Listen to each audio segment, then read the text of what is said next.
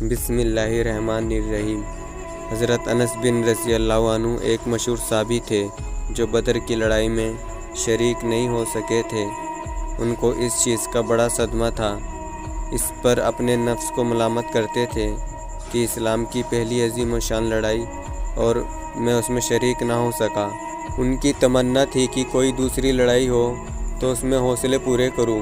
اتفاق سے احد کی لڑائی پیش آ گئی جس میں یہ بڑی بہادری اور دلیری سے شریک ہوئے۔ احد کی لڑائی میں اول تو مسلمانوں کو فتح ہوئی، مگر آخر میں ایک غلطی کی وجہ سے مسلمانوں کو شکست ہوئی۔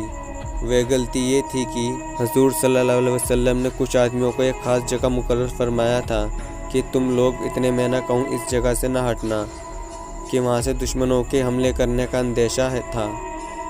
جب مسلمانوں کو شروع میں فتح ہوئی تو کافروں کو بھاگتا ہوا دیکھ کر یہ لوگ بھی اپنی جگہ سے یہ سمجھ کر ہٹ گئے اب جنگ ختم ہو چکی، اس لیے بھاگتے ہوئے کافروں کا پیچھا کیا جائے اور مال غنیمت حاصل کیا جائے۔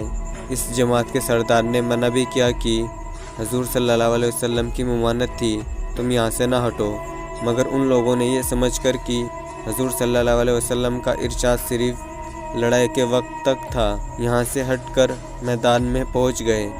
بھاگتے ہوئے کافروں نے اس جگہ کو خالی دیکھ کر اس طرف سے آ کر حملہ کر دیا۔ مسلمان بے فکر تھے، اس اچانک بے خبری کے حملے سے مغلوب ہو گئے اور دونوں طرف سے کافروں کے بیچ میں آ گئے، جس کی وجہ سے ادھر ادھر پریشان بھاگ رہے تھے۔